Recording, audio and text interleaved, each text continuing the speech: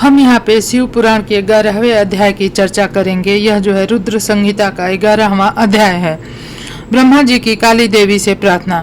नारद जी बोले, परम पूज्य पिताजी, विष्णु जी के वहां से चले जाने पर क्या हुआ? ब्रह्मा जी कहने लगे कि जब भगवान विष्णु वहां से चले गए तो मैं देवी दुर्गा का स्मरण करने लगा और उनकी स्तुति करने लगा। मैंने माँ जगदम्बा से यही प्रार्थना की कि वे मेरा मनोरथ पूर्ण करें। वे पृथ्वी पर अवतरित होकर भगवान शिव का वरण कर उन्हें विवाह बंधन में बांधे। मेरी अनन्य भक्ति स्तुति से प्रसन्न हो योग निद्रा चामुंडा मेरे सामने प्रकट हुई। उनकी कज्जल सी कांति रूप सुंदर और दिव्य था। वे 4 भुजाओं वाले शेर पर बैठी थी। उन्हें सामने देखकर मैंने उनको अत्यंत नम्रता से प्रणाम किया, उनकी पूजा उपासना की। तब मैंने उन्हें बताया कि देवी भगवान शिव रुद्र रूप में कैलाश पर्वत पर निवास कर रहे हैं। वे समाधि लगाकर तपस्या में लीन हैं। वे पूर्ण योगी हैं। भगवान रुद्र ब्रह्मचारी हैं और वे गृहस्थ जीवन में प्रवेश नहीं करना चाहते। वे विवाह नहीं करना चाहते। अतः आप उन्हें मोहित कर उनकी पत्नी बनना स्वीकार करें। हे देवी, स्त्री के कारण ही भगवान शिव ने मेरा मजाक उड़ाया और मेरी निंदा की है, इसलिए मैं भी उन्हें स्त्री के लिए आसक्त देखना चाहता हूँ। देवी, आपके अलावा कोई भी इतना शक्तिशाली नहीं कि वह भगवान शंकर को मोह में डाले। मेरा आपसे अनुरोध है कि आप प्रजापति दक्ष के यहाँ उनकी कन्या के रूप में जन्म लें और भगवान शिव का वरण कर उन्हें गृहस्थ आश्रम में प्रवेश कराएं। देवी चामुंडा बोली, हे ब्रह्मा, भगवान शिव तो परम योगी हैं। भला उनको मोहित करके तुम्हें क्या लाभ होगा? इसके लिए तुम मुझसे क्या चाहते हो? मैं तो हमेशा से ही उनकी दासी हूँ। उन्होंने अपने भक्तों का उद्धार करने के लिए ही रुद्र अवतार धारण किया है। यह कहकर वे शिव जी का स्मरण करने लगी। फिर वे कहने लगी कि यह तो सच है कि कोई भगवान शिव को मोह माया के बंधन में नहीं बांध सकता।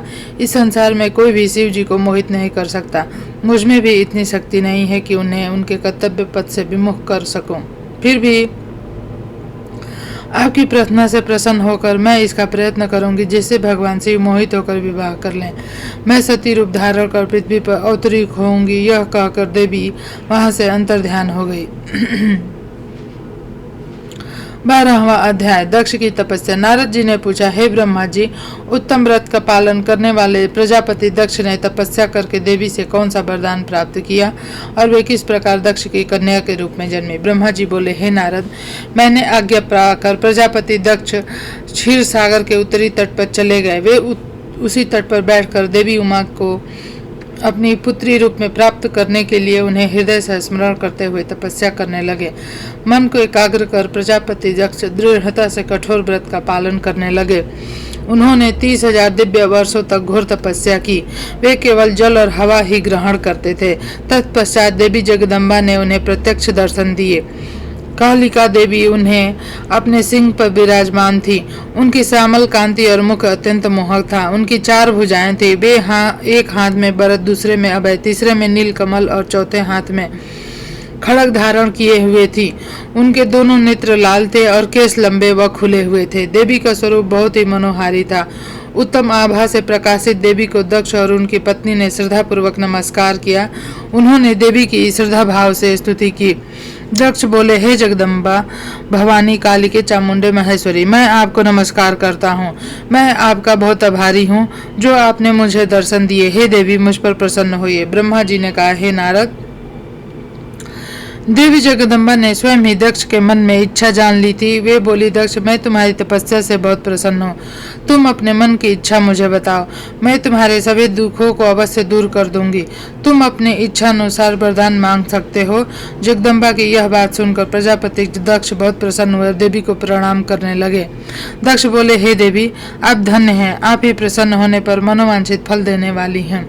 हे देवी, यदि आप मुझे वर देना चाहती हैं तो मेरी बात ध्यानपूर्वक सुने और मेरी इच्छा पूर्ण करें। हे जगदम्ब, मेरे स्वामी शिव ने रुद्र अवतार धारण किया है, परंतु अब तक आपने कोई अवतार धारण नहीं किया। आपके सिवा कौन उसकी पत्नी होने योग्य है? हे देवी, आप मेरी पुत्री के रूप में धरती पर जन्म ले और भगवान शिव को अपने रूप लावण्य से मोहित करें। हे जगदम्बा, आपके अलावा कोई भी शिव जी को कभी मोहित नहीं कर सकता।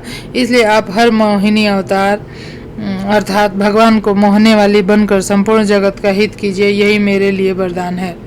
दक्ष का यह वचन सुनकर जगदम्बिका हंसने लगी और मन में भगवान शिव का स्मरण कर बोली, हे प्रजापति दक्ष, तुम्हारी पूजा आराधना से मैं प्रसन्न हूँ। तुम्हारे वर के अनुसार मैं तुम्हारी पुत्री के रूप में जन्म लूंगी।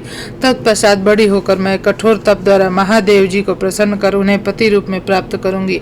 मैं उनकी दासी हूँ। प्रत्येक जन्म में शिव शंभु ही मेरे स्वामी हैं। अतः मैं तुम्हारे घर में जन्म लेकर शिवा का अवतार धारण करूंगी। अब तुम घर जाओ, परंतु एक बात हमेशा याद रखना, जिस दिन तुम्हारे मन में मेरा आदर कम हो जाएगा उसी दिन मैं अपना शरीर त्याग कर अपने स्वरूप में लीन हो जाऊंगी। यह कहकर देवी जगदम्बिका वहां से अंतर्ध्यान हो गई और प्रजापति दक्ष सुखी मन से घर लौट आए। 13वां अध्याय। दक्ष द्वारा मैथुनी सृष्टि का आरंभ। ब्रह्मा जी कहते हैं, नारद, प्रजापति दक्ष देवी का वरदान पाकर अपने आश्रम में लौट आए। मेरी आज्ञा पाकर प्रजापति दक्ष मानसिक सृष्टि की रचना करने लगे, परंतु फिर भी प्रजा की संख्या में वृद्धि होती न देखकर वे बहुत चिंतित हुए। मेरे पास आकर कहने लगे, हे प्रभु, मैंने जितने भी जीवों की रचना की है वे सभी उतने ही रह गए, अर्थात उनमें कोई भी वृद्धि नहीं हो पाई। हे तात, मुझे कृपा कर कोई उपाय बताएं जिसे वे जीव अपने आप बढ़ने लगे। ब्रह्मा जी बोले, प्रजापति दक्ष, मेरी बात ध्यान पूर्वक सुनो। तुम त्रिलोकीनाथ भगवान शिव की भक्ति करते हुए यह कार्य संपन्न करो, वे निश्चय ही तुम्हारा कल्याण करेंगे। तुम प्रजापति बीरण की परम सुंदर पुत्री अश्किनी से विवाह करो। स्त्री के साथ मैथुन धर्म का आश्रय लेकर प्रजा बढ़ाओ। अश्विनी ने तुम्हें बहुत सी संतानें प्राप्त होंगी। मेरी आज्ञा के अनुसार दक्ष ने बीरण की पुत्री अश्विनी से विवाह कर लिया। उसकी पत्नी के गर्भ से उन्हें 10,000 पुत्रों की प्राप्ति हुई। ये हर्षवर्य नाम से जाने गए। सभी पुत्र धर्म के पथ पर चलने वाले थे। एक दिन अपने पिता दक्ष से उन्हें प्रजा की सृष्टि करने का आदेश मिला। तब इस उद्देश्य से तपस्या करने के लिए पश्चिम दिशा में स्थित नारायण सर नामक तीर्थ पर गए। वहाँ सिंधु नदी व समुद्र का संगम हुआ। उस पवित्र तीर्थ के जल के स्पर्श से उनका मन उज्जवल और ज्ञान से संपन्न हो गया। वे उसी स्थान पर प्रजा की वृद्धि करने के लिए तप करने लगे। नारद, इस बात को जानने के बाद तुम श्री हरि विष्णु की इच्छा से उनके पास गए और बोले, दक्ष पुत्र हर्य श्रवणगण, तुम पृथ्वी का अंत देखे बिना सृष्टि की रचना करने के लिए कैसे उद्यत हो गए? ब्रह्मा जी बोले, हर्ष बड़े ही बुद्धिमान थे। वे तुम्हारा प्रश्न सुनकर उस पर विचार करने लगे। वे सोचने लगे कि जो उत्तम शास्त्र रूपी पिता के निवृत्ति परक आदेश को नहीं समझता, वह केवल रजोगुण पर विश्वास करने वाला पुरुष सृष्टि निर्माण का कार्य कैसे कर सकता है।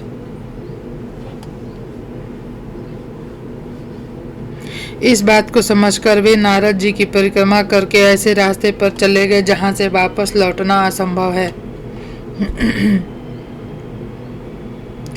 जब प्रजापति दक्ष को यह पता चला कि उनके सभी पुत्र नारद से शिक्षा पाकर मेरी आज्ञा को भूलकर ऐसे स्थान पर चले गए जहां से लौटा नहीं जा सकता, तो दक्ष इस बात से बहुत दुखी हुए। वे पुत्रों के वियोग को सह नहीं पा रहे थे। तब मैंने उन्हें समझाया और उन्हें सांत्वना दी। तब पुनः दक्ष की पत्नी अश्विनी के गर्भ से सबलक नामक एक सहस्त्र पुत्र हुए। वे सभी अपने पिता की आज्ञा को पाकर पुनः तपस्या के लिए उसी स्थान पर चले गए जहां उनके बड़े भाई गए थे। नारायण सरोवर के जल के स्पर्श से उनके सभी पाप नष्ट हो गए और मन शुद्ध हो गया। वे उसी तत्व पर प्रणव मंत्र का जाप करते हुए तपस्या करने लगे। तब नारद, तुमने पुनः वही बातें जो उनके भाइयों को कही थी उन्हें भी बता दी और तुम्हारे दिखाए मार्ग के अनुसार वे अपने भाइयों के पथ पर चलते ऊर्ध्वगति को प्राप्त हुए। दक्ष को इस बात से बहुत दुख हुआ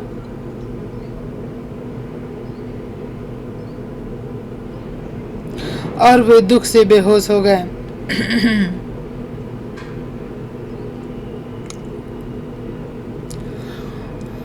जब प्रजापति दक्ष को ज्ञात हुआ कि यह सब नारद की वजह से हुआ तो उन्हें बहुत क्रोध आया। संयोग से तुम भी उसी समय वहां पहुंच गए। तुम्हें देखते ही क्रोध के कारण वे तुम्हारी निंदा करने लगे और तुम्हें धिक्कारने लगे।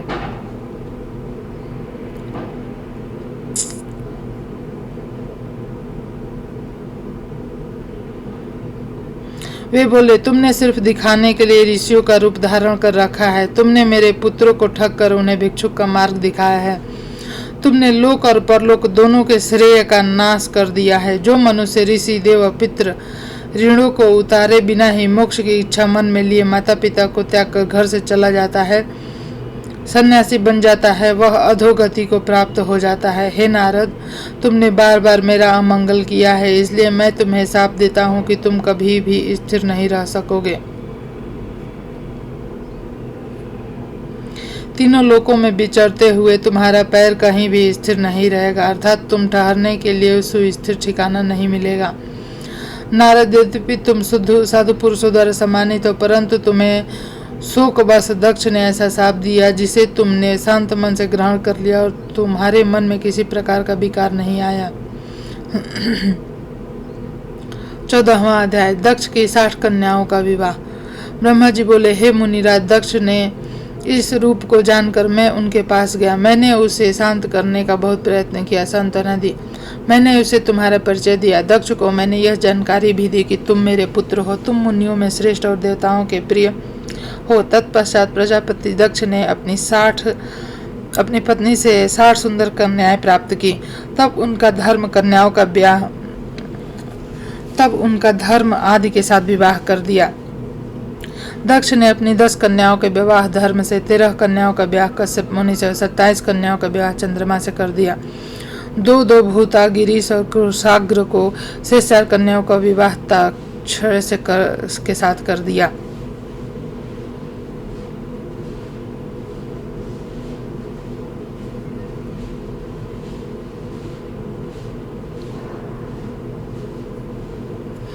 इन सब की संतानों से तीनों लोक भर गए। पुत्र पुत्रियों की उत्पत्ति के पश्चात प्रजापति दक्ष ने अपनी पत्नी सहित देवी जगदम्बिका का ध्यान किया, देवी की बहुत स्तुति की।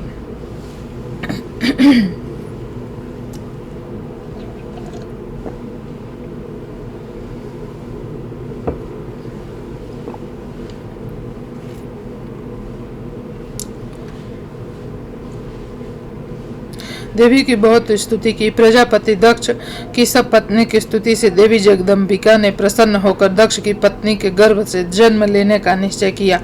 उत्तम मुहूर्त देखकर दक्ष पत्नी ने गर्भ धारण किया। उस समय उनकी शोभा बढ़ गई। भगवती के निवास के प्रभाव से दक्ष पत्नी महामंगल रूपिणी हो गई। देवी को गर्भ में जानकर सभी देवी देवताओं ने जगदम्बा की स्तुति की। 9 महीने बीत जाने पर शुभ मुहूर्त में देवी भगवती का जन्म हुआ। उनका मुख दिव्य आभा से सुशोभित था। उनके जन्म के समय आकाश में फूलों की वर्षा होने लगी, मेघ जल बरसाने लगे, देवता आकाश में खड़े मांगलिक ध्वनि करने लगे। यज्ञ की बुझी हुई अग्नि पुनः जलने लगी। साक्षात जगदम्बा को प्रकट हुआ देखकर दक्ष ने भक्ति भाव से उनकी स्तुति की।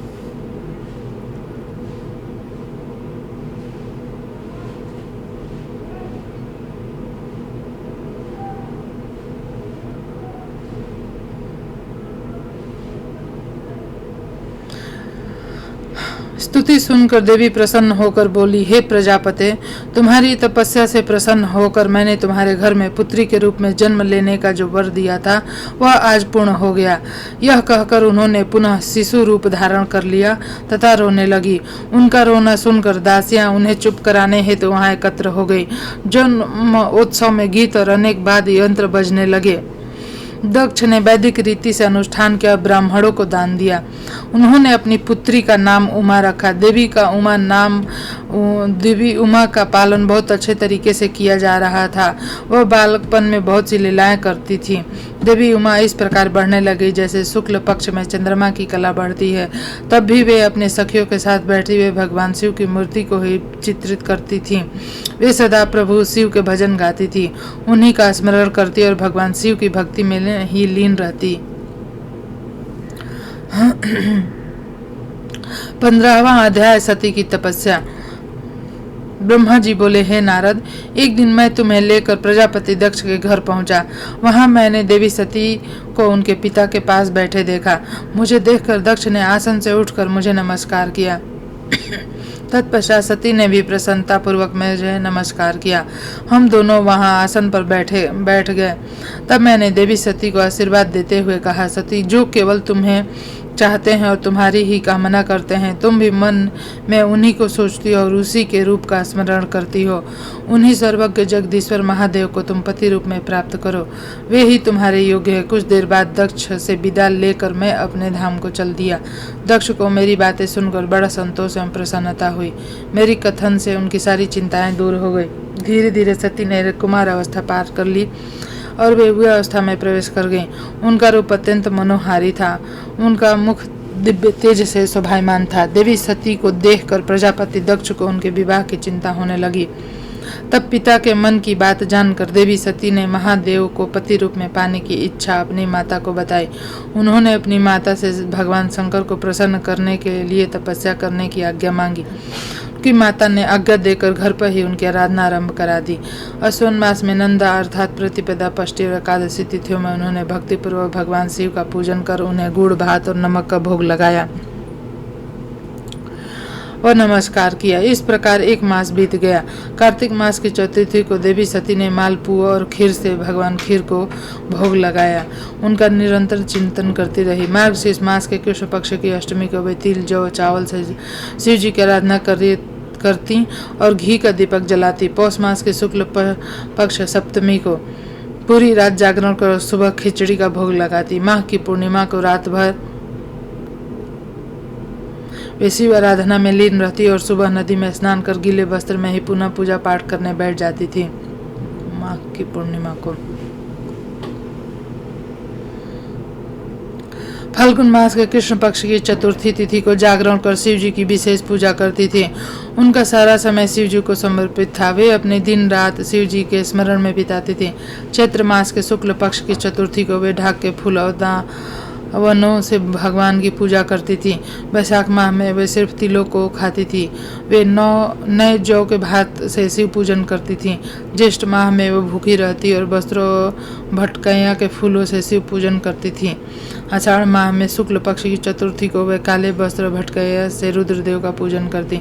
श्रावण मास में युगोपवीत वस्त्र और कुश आदि से पूजन करती थी। भाद्रपद माह में विभिन्न फूलों व फलों से शिव को प्रसन्न करने की कोशिश करते हुए सिर्फ जल ही ग्रहण करती थी।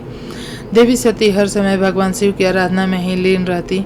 इस प्रकार उन्होंने दृढ़तापूर्वक नंदा व्रत को पूरा किया। व्रत पूरा करने के पश्चात वे शिव जी का ध्यान करने लगे। वे निश्चय आसन में स्थित हो निरंतर शिव आराधना करती रहीं। हे नारद, देवी सती की इस अनन्य भक्ति और तपस्या को अपने आंखों से देखने मैं, विष्णु और अन्य सभी देवी देवता, ऋषि मुनि वहां गए। वहां सभी ने देवी सती को भक्तिपूर्वक नमस्कार किया और उनके सामने मस्तक झुकाए। सभी देवताओं ने उनकी तपस्या को सराहा। तब देवी देवता, ऋषि मुनि, ब्रह्मा विष्णु सहित कैलाश पर्वत पर पहुंचे। वहां भगवान शिव ध्यान मग्न थे। हमने उनके निकट जाकर दोनों हाथ जोड़कर उन्हें प्रणाम किया और उनकी स्तुति आरंभ कर दी। हमने कहा, प्रभु आप परम शक्तिशाली हैं। आप ही सत्व, रज और तप आदि शक्तियों के स्वामी हैं। वेदत्रयी लोकत्रयी आपका स्वरूप है। आप अपनी शरण में आए भक्तों की सदा रक्षा करते हैं। आप सदैव भक्तों का उद्धार करते हैं। हे महादेव, हे महेश्वर, हम आपको नमस्कार करते हैं। आपकी महिमा जान पाना कठिन ही नहीं, असंभव है। हम आपके सामने अपना मस्तक झुकाते हैं। ब्रह्मा जी बोले, नारद, इस प्रकार भगवान शिव शंकर की स्तुति करके सभी देवता मस्तक झुकाकर शिव जी के सामने चुपचाप खड़े हो गए। 16वां अध्याय, रुद्रदेव का सती से विवाह। ब्रह्मा जी बोले, श्री विष्णु सहित अनेक देवी देवताओं और ऋषि मुनियों द्वारा की गई स्तुति सुनकर सृष्टिकर्ता शिव जी ने प्रसन्नता पूर्वक हम सबके सामने आगमन का कारण पूछा। रुद्रदेव बोले, हे हरे, हे देवताओं और महर्षियों, मुझे आपने कैलाश पर आगमन के विषय में बताइए। आप लोग यहाँ किस लिए आए हैं और आपको कौन सा कार्य, कृपया मुझे बताइए। मुझे महादेव जी के इस प्रकार पूछने पर भगवान विष्णु से मैंने इस प्रकार निवेदन किया। मैं बोला, हे देवाधिदेव महादेव करुणा सागर, हम सब यहाँ आपकी सहायता मांगने के लिए आए हैं। भगवान, हम तीन होते हुए भी एक हैं। सृष्टि के चक्र को नियमित और सुचारू रूप से चलाने के लिए एक दूसरे के सहयोग की तरह कार्य करते हैं। हम एक दूसरे के सहायक हैं। हम तीनों के परस्पर सहयोग के फलस्वरूप ही जगत के सभी कार्य संपन्न होते हैं। हे महेश्वर, कुछ असुरों का वध आपके द्वारा, कुछ असुरों का वध मेरे द्वारा तथा कुछ असुरों का वध श्रीहरि द्वारा निश्चित है। हे प्रभु, कुछ असुर आपके वीर्य द्वारा उत्पन्न पुत्र के द्वारा नष्ट होंगे। हे भगवान, आप घोर असुरों का विनाश कर जगत को स्वास्थ्य व भय प्रदान करें। हे प्रभु, सृष्टि की रचना, पालन और संहार ये तीनों ही हमारे कार्य हैं। यदि हम अपने कार्य सही तरीके से नहीं करें तो हमारे अलग अलग शरीर धारण करने का कोई उद्देश्य ही नहीं रहता। हे देव, एक ही परमात्मा महेश्वर तीन रूपों में अभिव्यक्त हैं। वास्तव में शिव स्वतंत्र है, वे लीला के उद्देश्य से सृष्टि का कार्य करते हैं।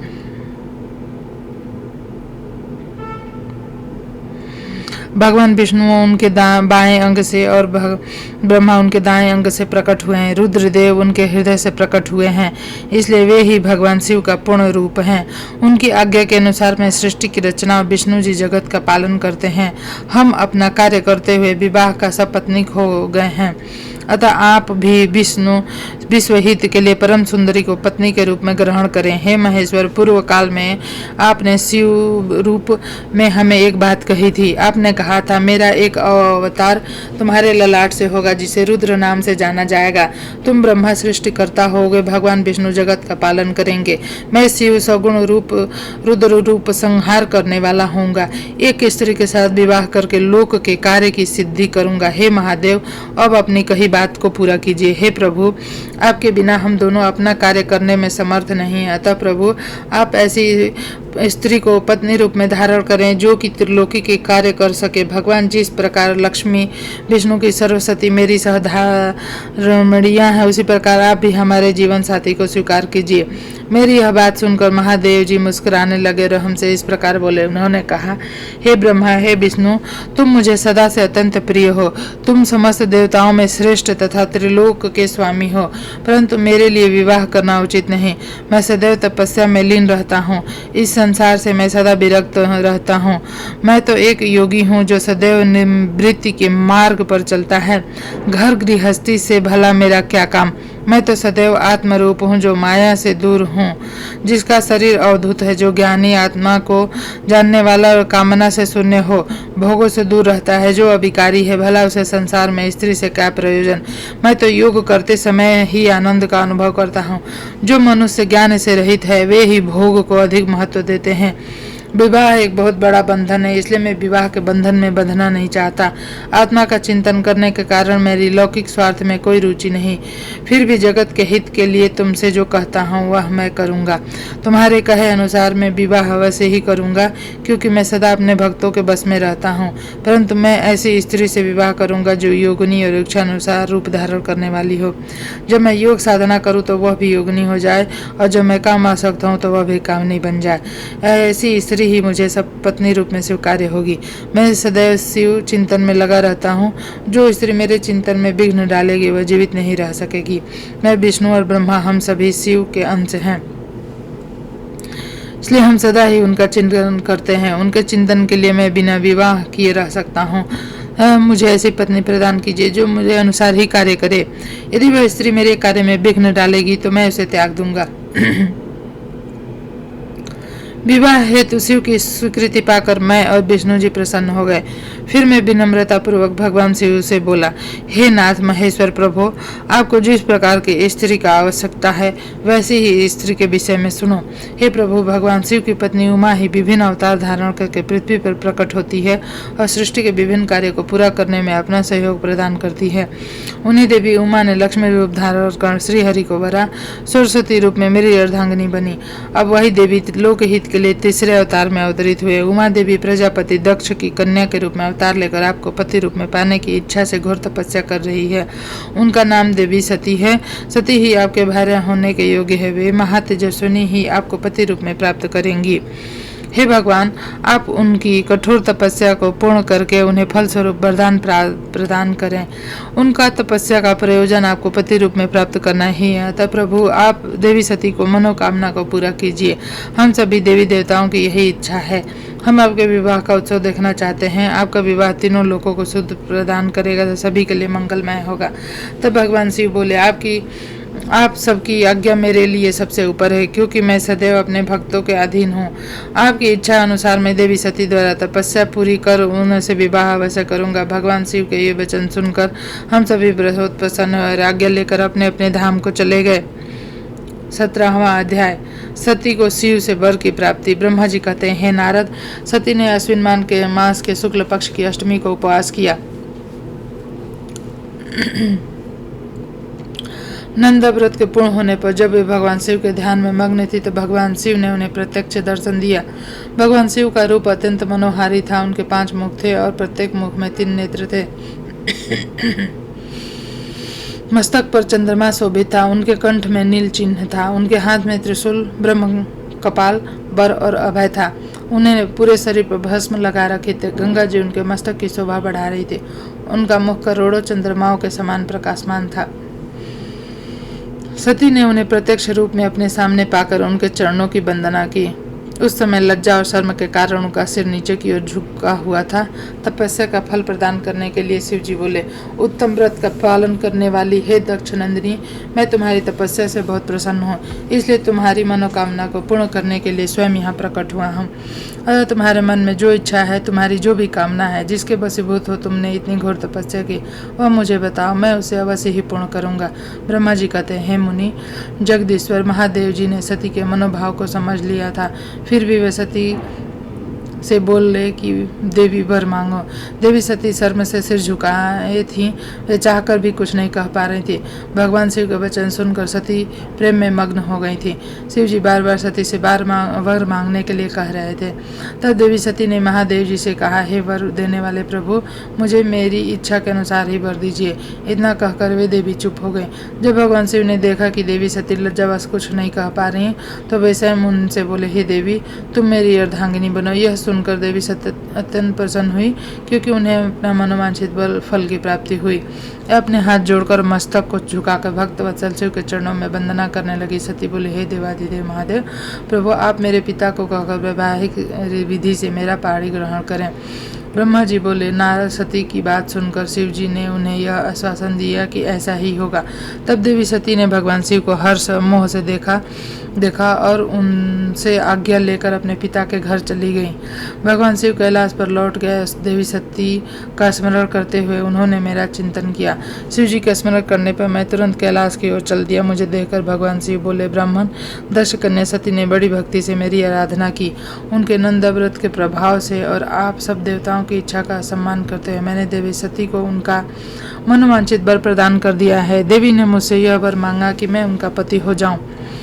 उनके वर के अनुसार मैंने सती को अपनी पत्नी के रूप में प्राप्त करने का वर दे दिया है। वर प्राप्त कर वे बड़ी प्रसन्न हुई और उन्होंने मुझसे प्रार्थना की कि मैं उनके पिता प्रजापति दक्ष के समक्ष देवी सती से विवाह करने का प्रस्ताव रखूं, पाणी ग्रहण कर उनका वरण करूं। उनके विनम्र अनुरोध को मैंने स्वीकार कर लिया है, इसलिए मैंने आपको यहाँ बुलाया है कि आप प्रजापति दक्ष के घर जाकर उनसे देवी सती का कन्यादान मुझसे करने का अनुरोध करें। भगवान शिव की आज्ञा से मैं बहुत प्रसन्न हुआ और मैंने उनसे कहा, भगवान,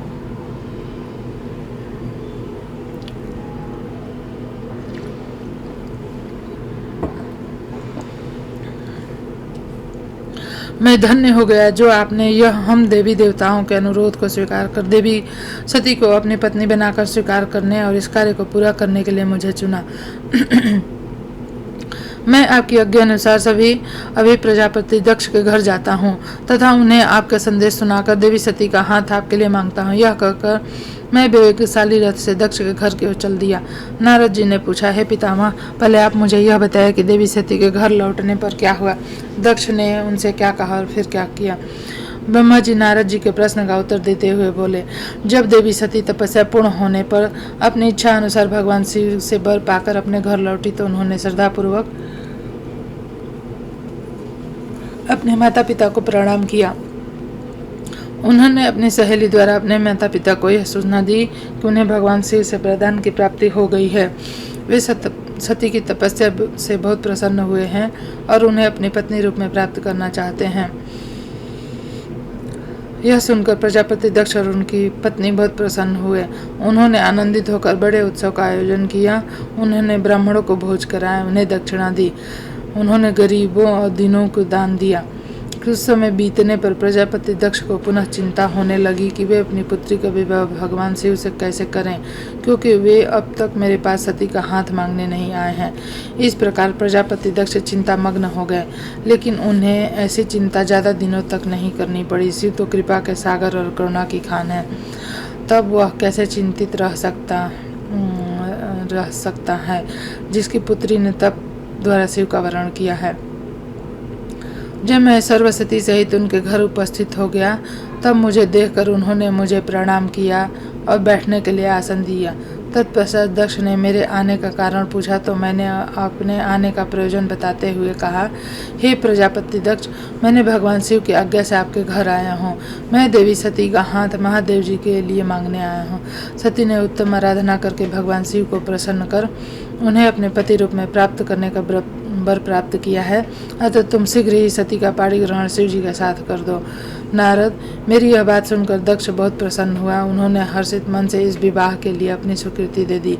तब मैं प्रसन्न मन से कैलाश पर चला गया। वहाँ भगवान शिव मेरी उत्सुकता से प्रतीक्षा कर रहे थे। वहीं दूसरी ओर प्रजापति दक्ष अपनी पत्नी और पुत्री से सती विवाह प्रस्ताव आने पर हर्ष से विभोर हो रहे थे। तो यह जो था, हम यहाँ पे 18वें अध्याय की चर्चा अगले वीडियो में करते हैं, शिव और सती का विवाह। तो यह वीडियो आपको कैसा लगा ज़रूर से बताएं। चैनल को सब्सक्राइब करें, वीडियो को लाइक करें और कमेंट करके ज़रूर से बताएं कि यह वीडियो आपको कैसा लगा और वीडियो को शेयर भी करें। धन्यवाद।